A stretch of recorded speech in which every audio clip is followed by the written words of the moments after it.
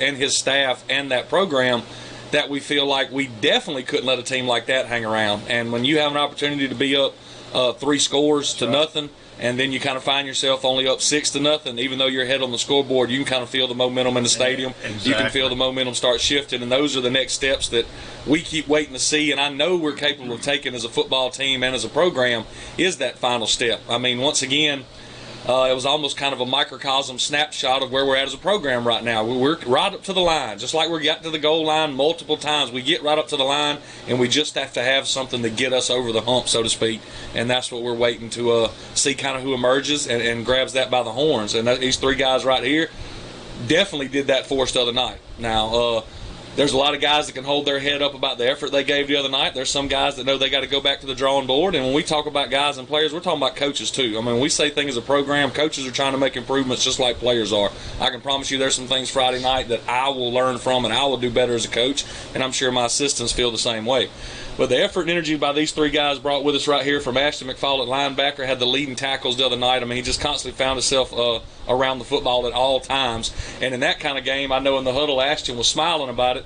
It got to be grown man football there at the end, where it's just 3 yards in a cloud of dust, no secret about what's coming. We just line up. And remember what I told y'all in the huddle, how can you not be having fun right now if you love football? I know it was 20-6 at the time, or maybe even been 14-6. We were down, but how can you not be having fun right now if you love football in this kind of football game? Zeb Nettles, I believe, accounted for both touchdowns that we got the other night. I mean, as I told y'all, this is our explosive guy. When the ball is near him or he has the ball in his hands, special things can happen. He was able to do that for us on a touchdown pass from Josh right here, and then he also intercepted a ball that was tipped by Ashton right here and returned it all the way back to the touchdown.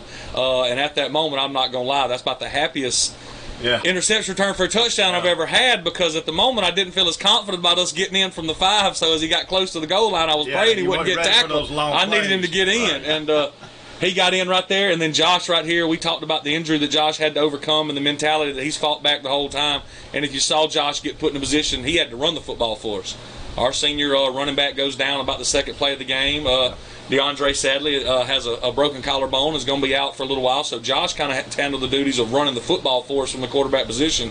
And he tucked his shoulders and he got in there. He sure did. He looked good. And I was going to ask you about Dre. That was one of my next questions. I think, Rocket, that was what, the 4th or 5th play of the game, and he looked good running the ball. Oh, yes, sir. I think he averaged about 6-7 yards a carry before he got hurt, and then it was, you just hate it for that kid. As hard as he worked, and you could just tell immediately that something was wrong.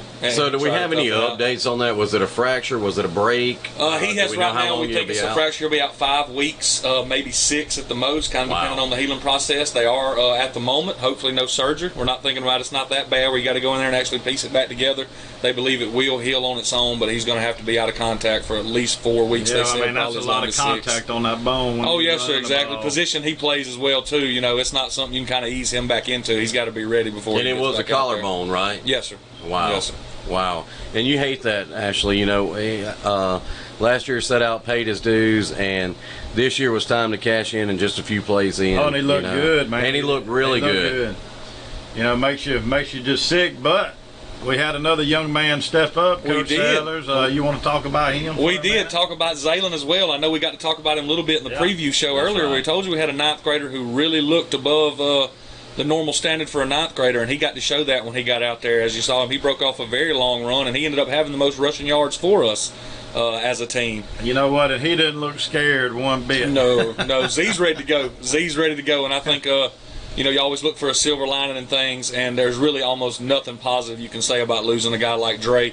But the one silver lining we find is it gives a guy like Z a chance to reveal his character, because we know he has it, and this is just an opportunity for him to show the rest of us. And that's got to make you feel good as a coach, knowing you got many years to come. Oh, yes, sir. With him in the fold like that. And you hit on something a while ago, Coach Sellers, that me and Rock was talking about during the show, and you absolutely could feel it. We were up 6-0. And if you had to look back at 3 plays, you know, or 3 events in this game, this is what it would be to me. You know, you get down on the goal line, you can't punch it in. They come down and score. Okay, that was one.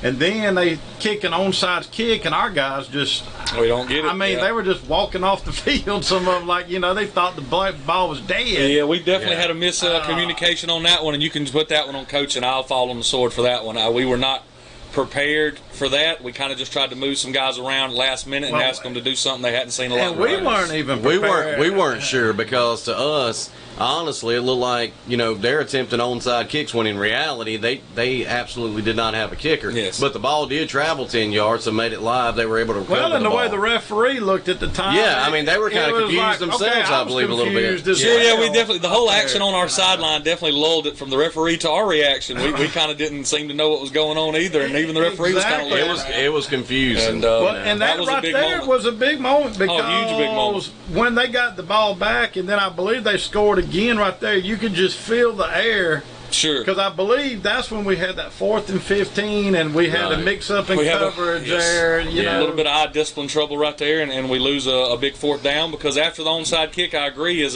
we actually bow our necks down there. We got a 4th down to kind of grab back some of the momentum. And one play, and it's like we tell the kids all the time, and you gentlemen been around the game long enough, it always boils down to 3 or 4 games that make a ball game, but they never tell you when them 4 or 5 plays are. It could be in the first quarter, second. It don't always come the last 4 plays. Well, that's the 3 things to me that stand out in my mind the whole night. The offensive line I thought could have pushed a little bit better. Defensive line definitely needs to find the ball. You boys need to motivate them up there. Look for the ball. Look for the ball. Absolutely. But other than that, Coach, I really thought I saw a lot of positives out there. After I was like you, after I cooled down the next day and really started, licking my wounds and thinking about stuff, I was like, no, wait a minute. We had some guys really man up out there. We really look good in a lot of ways, but listen to you boys, like we talked about earlier, the best team don't always win. A lot of times the ones with the most intensity that come out and hit play after play and win play after play after play can beat a team with more talent. I want to elaborate on one that I was impressed with that's not here tonight. Lane Max. I was impressed there. He busted through the line like a wild guy. And I think that's when they had their little ones in, was it, Coach? It was probably around that time, but we got a lot of high hopes for Lane, and we see him kind of getting he's 285 pounds. Yeah, he's a big dude, and I don't think he knows how big and strong he is. And it was funny because that running back came through there and it was like hitting a brick wall. Like, right. He don't go backwards often. Lane don't go backwards often. I'll give him that. And, so, I mean, a lot of potential in that young man. A lot of potential. It is a little fine tuning there, Coach. You're gonna have you something to work with. Jordan Lazenby was another one I thought stepped up. I agree he played with that. like a big boy out there. Oh, I agree. We got a lot of the young guys that really got thrown in the fire right there, and sure, there's some things you can point back at and say, hey, that's why they're young. They looked at times, but in the other situation is they really went out there and competed, and you like what you see out of that. I'm with you, Ashley. You use that Friday night and Saturday during the day, you're so mad you could eat nails. I mean, I'm the same way. And then as Monday rolls around, you use that anger to kind of turn into energy and motivation to prepare for the opponent, because if you hold on to it too long, it'll kill you. And that's one thing I learned as a coach. I got to let it go, and I don't let it go Friday and Saturday. I'm not a good person to be around on them 2 days, but you can't even ride home with Ashley hardly. I mean, I was stuck. It was either that or walk. I was just almost crying. It took all I could do to keep from cursing on the radio a few times. Even my wife was texting me. She's like, Ashley, don't curse. Don't curse. I was like, I'm trying. It's tough, and that's what football is all about. It's all about that passion and all about those things. And I mean, were there some missed assignments and all, Friday night? Sure it was. You can attribute a lot of that, I think, to having a young team that's got to grow into that. So, I mean, are they going to make some mistakes? We can absolutely expect to see that some. But given the overall effort, compared to years past, I have to say I'm, pretty pleased with the improvement that I saw. It was an improvement. We're not there yet, and Coach Sellers knows that. That's right. But it was a huge improvement, and that's what's important to me. Because if you don't get better every game, then you're going backwards. Absolutely. That's true. I agree with that. You got to try to improve every single ball game. 11 tackles don't mean nothing, Ashley. Next week, you need to try to shoot for 15. Josh, you need 5 touchdown passes. Zeb, you need more yards and more tackles. You got to push yourself every time. You cannot get complacent. And Coach, moving off of WS Neal now, How does this bye week affect you? You know, how have you prepared? Because that's tough too. When you come off a loss like this, and now you have a bye week. Oh, sure. And then you've got Bayside coming to town. I mean, then followed by a bye week. That is a huge challenge as a coach. It's a huge challenge for the players. For the players, exactly. Keep everybody motivated and mentally engaged. Right now, we like to think that it is a challenge. We definitely can see it, but we also know if we are the team that we want to be and we're turning into the program that we want to turn into, then we can stay that type of focus, that we don't have to have somebody standing over the top of us reminding us how important these games are, that we remember that even though, like I told them last Wednesday, when you're out here practicing Wednesday, it's just not about trying to get better yourself. You're trying to outwork every other team in the state. So we just look at it as we have a whole nother week to get ready for Bayside, as opposed to trying to waste some days and get to game day. And we're going to use that to look at Bayside for the next 2 weeks. They don't play another opponent this Friday, so we hope to have two games. So y'all both in the same boat. Oh, they do play. No, they played earlier. They beat Escambia County, and then now they're going over to Houston Academy to play this Friday. So we should have 2 game films on them. And that's a small school. It is. I mean, all much respect to Houston Academy and Coach Riggs over there. That's a warm-up game. If I was a betting man, I'd pick Bayside. I'll put it to you like that. Yeah. Well, you know, they beat Escambia County, and you know, Escambia County has a lot of athletes out there on the field. I don't know how they are, what they're picked to be, or anything like that, but that's still a good win for Bayside. Oh, without question. And they're the same old Bayside. We've got that game. They're going to be where they're supposed to be, doing what they're supposed to do when they're supposed to be there. Their assignment sound. They play hard. I feel like there's some things that we obviously can take advantage of, and I'm sure there's things they feel like they can take advantage of. But to answer your question as well, we would love to be back on the field to get this loss, this bad taste out of our mouth, but I really believe it could be a positive that we have an extra week to prepare for Bayside. So. Well, it don't ever hurt. You know, I saw the other day that they are working on some more fundamentals, getting back to some basics, you know, and putting guys in the right position so that they can succeed and help the team. So, you know, 2 weeks to do that is a blessing in some ways. Yeah, and I was about to say the same thing, actually. You know, looking ahead, you know, having bye week this week, which is bye, but it's a technicality bye. So XL will be credited with a win for this week against Southern Choctaw. Wilcox. I'm sorry, Wilcox. And then Bayside, then another bye week. And then you're going to be staring at Hillcrest, who just come off of a loss against Greenville, didn't put a point on the board against Greenville. Now, you're talking about Greenville 5A school, some big boys there, but I was a little shocked that Hillcrest didn't put a point on the board. Well, that's because Coach Armstrong left Hillcrest. And there you go. We got it now. So I had to give a shout out to him. Absolutely. I'm with you. I agree. So yeah, let's talk about who you got with us, Coach. Oh, well, we got right here, like I said, Ashton McFall. He's to my immediate left, so we'll start with you, big boy. Sophomore linebacker for us right here, leading tackler the other night. The guy that gets us all lined up on defense, the best of his ability right there, Ashton. Still working on that loud voice a little bit to holler, but he definitely knows what he's supposed to be doing. All right, Ashton, tell us about Friday night, what was going through your head, and, you know, kind of what you see for this season and what some of your goals are, and, you know, what you think you're going to do next week against Bayside. Well, if we're going to start from last Friday night, defense-wise, it was a good game to actually see where we were. You know, like Coach and y'all said, we saw some positives, and we did some things good, but I'm the type of guy, I'm never really satisfied, and I look at the wrong most of the time. So we saw some things we got to fix, and we've been working at it this past week, and we're going to continue to work on it through the season. Overall, though, I mean, again, we're going to get there.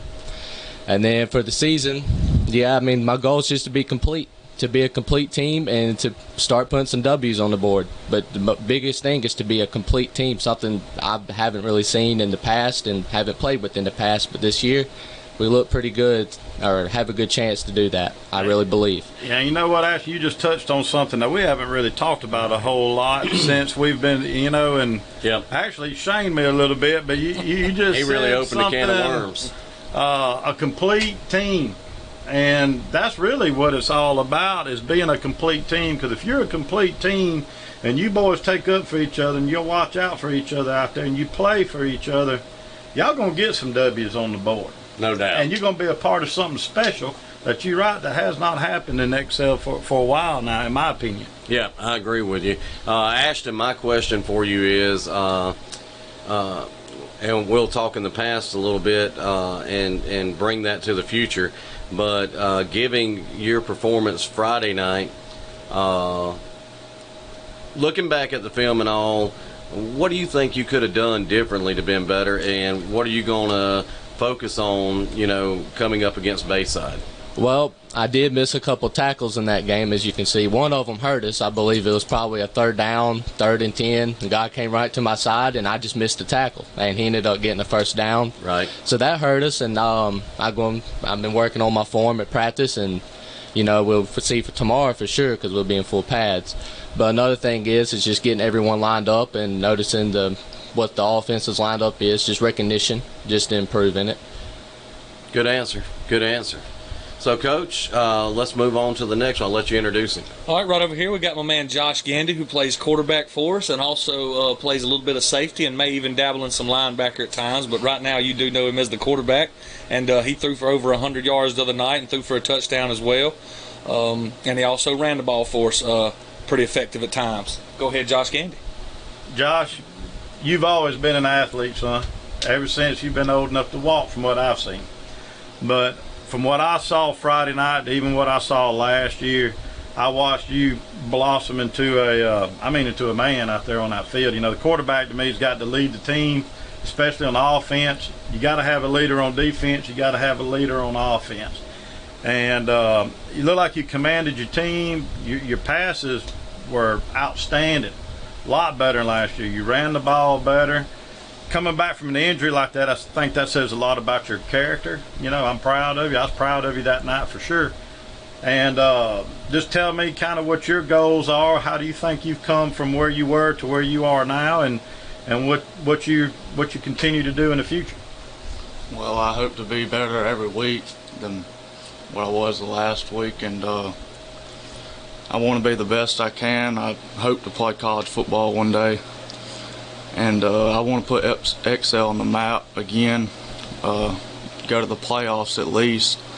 But a big goal is win a state championship, but that's a big goal. Well, and you look like Brett Favre out there to me, boy, last week. I like what I saw. Yes, tough, sir. Man, tough. And, I want to play good, and but if I don't play good and Excel wins, I'd be fine with that. I would love it. And that's what it's all about again, team. Complete team. Amen. And that's what it takes, guys. All right, let you introduce the next one. I will. Next guy right here, Mr. Zeb Nettles, Mr. 2 touchdowns himself right here, coming off a big performance for us, and just the attitude and effort I could speak to again just didn't stop through all 4 quarters. Mr. Zeb Nettles. Zeb, I guess, I don't even know where to start with Zeb Nettles. If there was one player on the team that to me was probably the most unpredictable player, which is good, it's Zeb Nettles. On defense, he will light you up. On offense, got speed. I don't even know if you know how fast you are, Zeb. There's times I see flashes of it. They ain't gonna catch you. If he finds a hole, he's gone. And I really, to me though, Friday night, in my opinion, from what I've seen in the past, you were much more composed, much more part of the team, much more sticking to your assignments and doing. I was proud of you too. I thought you had a heck of a game. So just tell me kind of what you think, from last year to this year, what your goals are this year, and how you feel about the team. From last year to now, I feel like I'm still, the same player. I'm more calm. I don't, react to everything on the field. The team, as a team, I think that we can, be complete. We're going to be complete before the end of the season, and a chance to put some W's on the board, like Ashton said. I want to be the best teammate I can be, because I'm trying to go play college ball. So I have to have that aspect or whatever. And WS Neal game, it was okay or whatever, but I know I could play way, way, way better than what I played. So coming up for Bayside, they just better be ready. I believe that, Zeb. I like that. And I tell you what, Coach Sellers has always bragged that you're usually the one that's in the huddle or in the locker room saying, "Hey guys, we got to get our stuff together, get going." And it takes more of that to get your team motivated. So good on you, man, being the leader out there, and Yes, keep it up. Keep that intensity up. Get more of them to get intense out there. Yes, sir. For sure. All right, we're going to take just a short commercial break. We'll be right back after a word from these sponsors. And be sure, as you're out and about and in town, thank these folks for doing the sponsorship of Panther Talk and bringing you the live play-by-play on Friday nights. So we're going to turn and listen to a word from our sponsors. We'll be right back after these messages.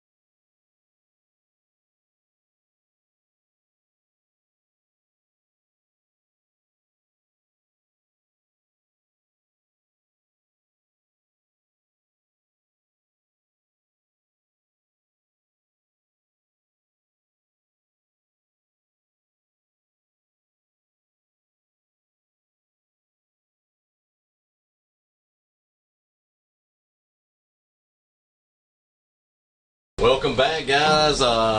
So back from those commercial messages, and also want to thank Monroe Chapel for their generous donation and being a part of this year's Panther Talk and the XL Panther Football, brought to you every Friday night right here on 92.5 FM Rooster Country.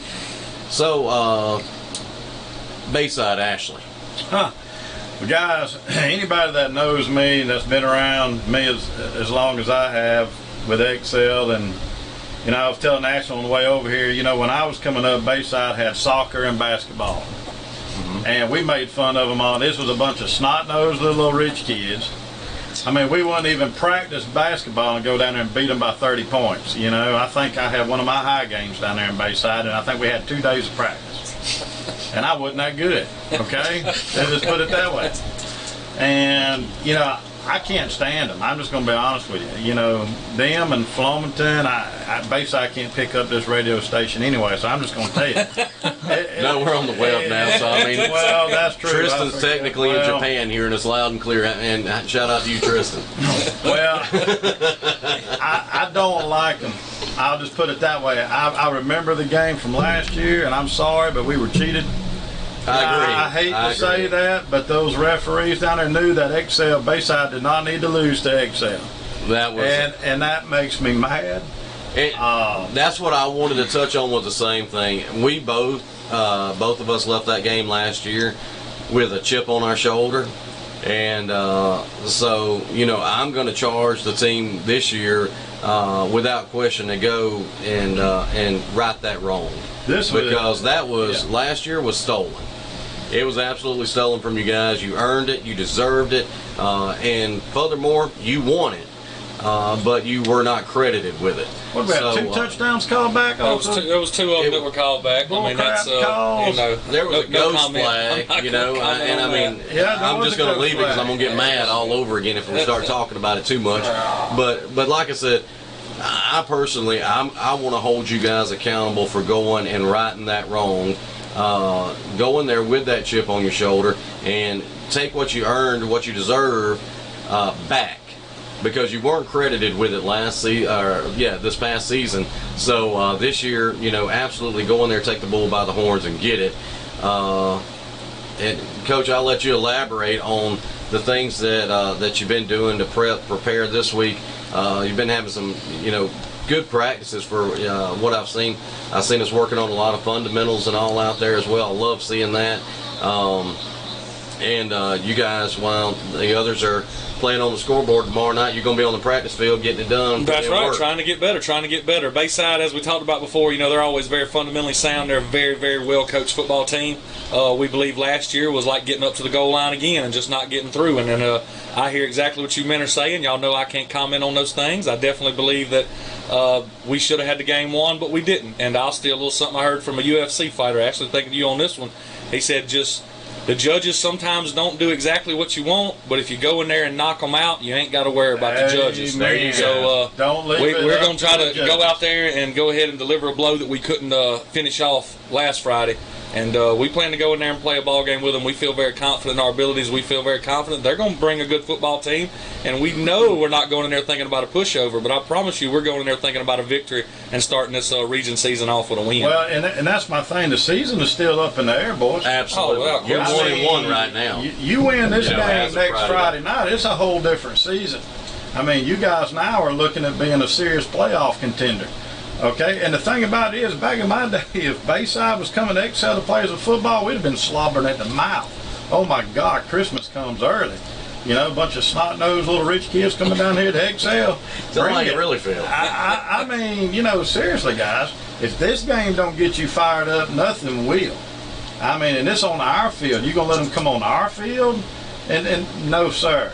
No, sir. If y'all should defend that place harder than anything. I mean, this is y'all's field. This is our field. It's Excel's field. Send them back to Bayside wishing that they'd never stepped foot on it.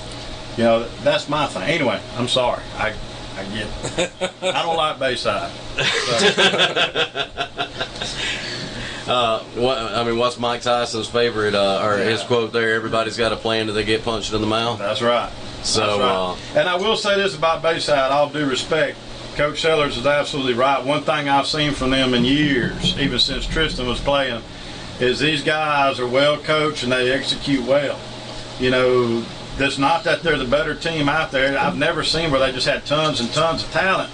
But these jokers have 3 or 4 good players.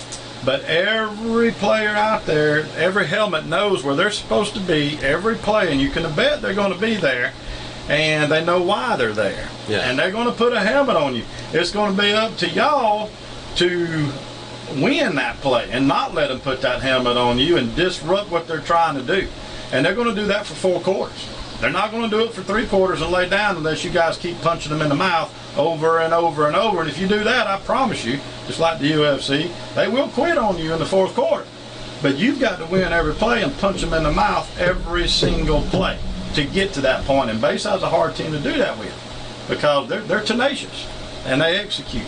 And I can agree with you on the coaching aspect of it. In my mind, I don't know this, and Coach, this is my question to you. What do we know about their scouting, their recruiting potentials there at Bayside? Is there that much? Is it very strong there? Do they recruit real hard? I'll vouch for Coach Lasby right there. Rocky, everybody plays by the Alabama High School Athletic Association rules, son. I couldn't comment on anybody doing anything illegal or anything if I was to know if that was or was not going on. But I will vouch for Coach Lasby. He's a very class act. You can look at their numbers. Bayside seems to play with the same kids for 4 years. Okay. I'll just put it to you that way. You don't see a lot of guys standing around their sidelines redshirting, so to speak. You don't see a lot of new players come in. I will vouch for that. Bayside and Coach Lazenby grow their talent, build their talent, mold their talent, and then play with it. So let me ask you, does the rule still stand, and please correct me if I'm wrong, but does the rule still stand that if you go from public school to AISA, private school football, you can walk on play year 1? But if it's vice versa, are you still sitting out a year? For instance, just i.e., Bayside recruits a player from us. Let me get you worse just real quick before we get too far. Bayside is not in the AISA. Okay, Bayside plays big boy football. That means they play with us. I'm just using it as an example. So they have to follow with the rules that we do. In other words, you couldn't go from Excel to Bayside without moving into Bayside School District. Right. You couldn't do that, and vice versa for Bayside. Now, you're right about the AISA. If somebody was to go, they don't have the same type of rules as us. You can pretty much play as soon as you move there. It's not the same type of so vice structure. versa, that player leaves AISA, no, then they have comes to leave in our AHSAA. Are they sitting out a year? Not if they live in your school district. So the sitting out a year is no longer a thing anymore. So you can, as long as they sit in your school district. If they sit in the county school district besides you, but want to come to your public school, but they still live in the other district, no, they will have to sit out a year. Sit out a year. The way our association looks at it is they don't try to think about school you're coming from. They look about address. Did you come make a legitimate move in the school district, and did you cut all the lights, water, bills? Like, you have to have a complete ghosting, as we joke to call it, about the former address. You can't have two houses in one spot. Right. As long as you make a legitimate, I believe the word they like so much is bona fide move, you will be eligible no matter what school you're coming from. Bona fide, the paraphernalia. There you go. And Tristan just sent me a text for you guys. I can't read it verbatim, okay? But it is something good. I mean, I probably won't ever be on air again after this. But he said, punish those preppy jokers every play. Tell them Daddy's money can't save them this year. Tell him I said that. I mean, even he don't like Bayside, you know. That's what's good about football. Good about football. I got to have a little rivalry to it. And if you don't have rivalry, it's not near. I know we've been in the region for so long together. You got to have a rivalry about it. You got to have a little get after it. So, I'm looking forward to it. You know, it is one of those things, and I think you're going to have your hands full, Coach, as would anyone in that same situation with all the bye weeks that you potentially got to deal with. You know, my wins are out. My wins kind of out of myself for this Friday night. I'm going to be twiddling my thumbs, wondering, you know, what am I going to do? Yeah, but I tell you what, roll the punches. I'm with you. We do. Yeah. So I mean, and that's a big job. So I mean, first and foremost, I take my hat off to you, because it's just, I mean, heck, it's no fun. It's just no fun, you know, but you just got to, you know, keep that same mentality and keep working. But, I mean, we're all going to be twiddling our thumbs Friday night, and that sucks. But it is what it is. You know, what do you do? But just keep your nose on the grindstone, stay motivated, and, you know. What you do is you spend 2 weeks preparing to beat Bayside to get our butts back where we need to be. That's right. That's right. So you look at it as an opportunity. We're going to go back one more time to commercial break. We'll be right back. You're listening to Panther Talk on 92.5 FM.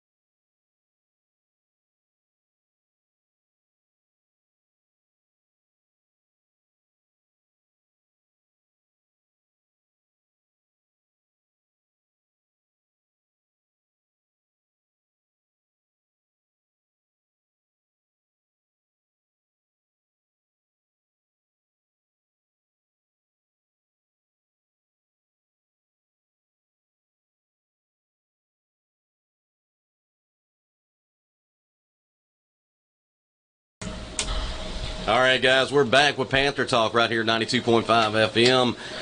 Final thoughts for this evening's show, Ashley? Yeah, guys, like I said, last week, man, it was heartbreaking You know, I ain't going to say it was heartbreaking. It's heartbreaking is when you're ahead the whole game and another team comes back with a few seconds left on the clock and beats you at the end of the game. You played your guts out. That's heartbreaking. You know, I'll say this game last week was more frustrating. You know, when you know you're the better team out on the field and you got all that talent and all that potential, and, you know, but Coach Sellers, I think, has made some good moves. I think we've made some good strides. First game jitters, you know, that game don't mean anything now. It's over. It's in the past. It don't mean squat.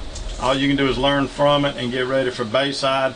And a good question was just posed. I guess what I'd like to know from each one of you guys is, what is your definition of a complete team? And Ashton, we'll start with you. All right, I'll take that. Well, a complete team to me is just everyone on the same page. The offense, defense, even sidelines, coaches, you know, and that wasn't that bad last week. We were all pretty much on the same page except for a couple mistakes we made. And, you know, we're just there for each other. We talk about practice, we talk about family and brotherhood, and we talk about it every week. And, you know, we got to live up to it. And that's a complete team to me. That's a very, very good That is a good answer. I mean, and Coach, if you ever need an HR man or Hey, that's my guy right here. public relations He knows guy, what he's doing. He knows what Ashton he's has doing. got you covered. So, Josh, same question.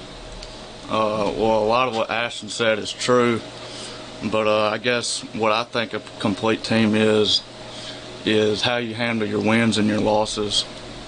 We lost last week, and we could hang our heads and go out against Bayside and get killed, but we could go out there and say we're not going to lose again this week, and we're going to beat y'all's butts, and just make it happen. Very well said, I like Josh. that. And then, hey, I'll tell you this now, I just thought about, and you guys think about this for a minute. Bayside's only got one piece of film to watch. That's All it. right, WS Neal. Now, we're going to have two films to watch with them. Not that they're playing somebody great this weekend, but still. All right. So those guys are going to think they're going to come down here to Excel, Alabama, and this is going to be an easy win for them. I'm telling you, they are. They're going to underestimate y'all, and that can be used to a huge advantage Sure. when you bow up and knock them in the mouth, Sure.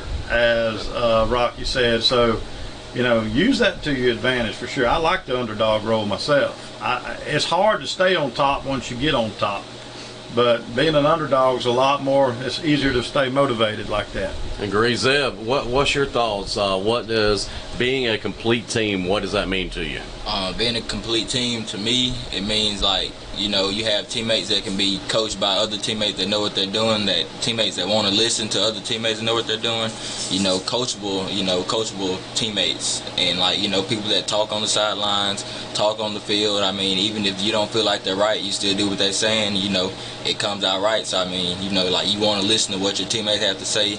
You know, you're not just blowing off that and, like, I mean, say something don't go right, you don't hang your head, you just go back in and play and keep playing and keep playing. Don't just, you know, give up when something don't go your way.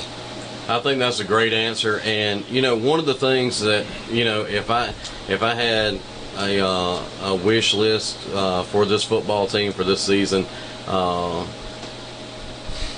it would be unity, communication, and determination. That would be the three things on my wish list, which I did notice a little bit more Friday night. You guys were talking a little bit more on the field and communicating with each other like that, especially on the defensive side of the ball. I mean, it's invaluable. It's absolutely invaluable. Your eyes are not going to be on all 11 at one time. Somebody's going to see something that you didn't. So that communication and stuff, I think, is key. Unity, just like, you know, we're talking about being a complete team. When this team becomes one and you play as one, the wins are going to just follow. They don't have an option. I mean, that's just 2 + 2 always equals 4. Unless you do Common Core, it's probably 3.5 or something stupid. But anyways, I'm not going to go off on that. And determination, you keep your nose to the grindstone. You put in the work. And I'm a firm believer, whether it's football or whether it's anything else in life, whatever you put in is what you're going to get out of it. If you give it 50%, you're going to get 50%. And so I don't see any lack of determination. I didn't see anybody per se tired, exhausted.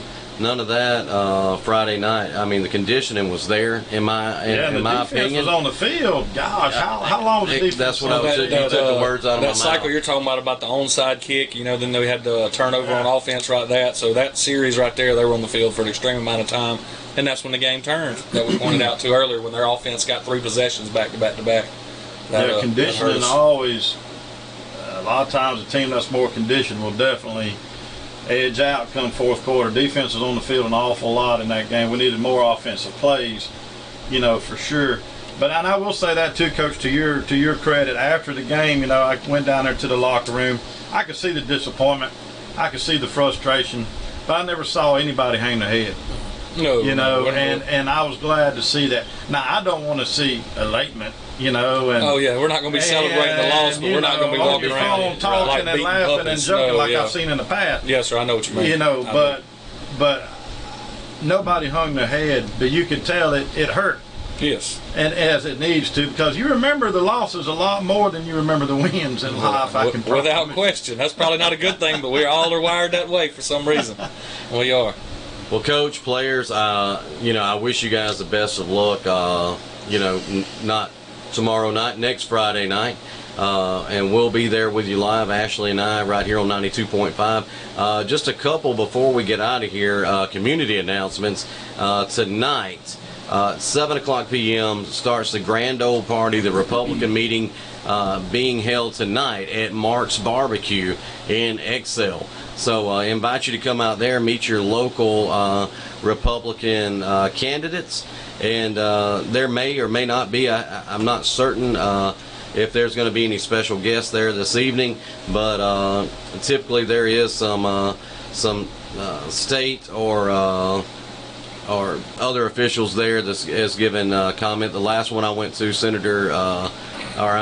John Merrill was there, and done a fantastic speech. But I urge you guys to come out to Mark's Barbecue tonight at 7 o'clock p.m. It's a grand old party, Republican convention there tonight. I think there's going to be some hors d'oeuvres. Miss Becky said that was going to be available for everyone to partake in as well. So I ask you to come out and be a part of that. Last but not least, on September 26th, there will be a charity golf tournament, a 4-man scramble. And guys, this is going to be a big one.